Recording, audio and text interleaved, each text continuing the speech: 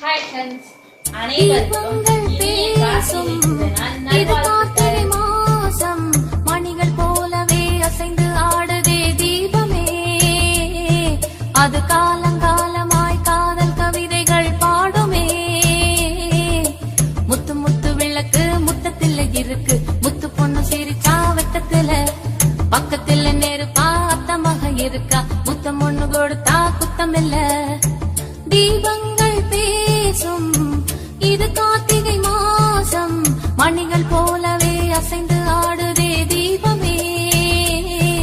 அது காலங்காலமாய் காதல் கவிதைகள் பாடுமே.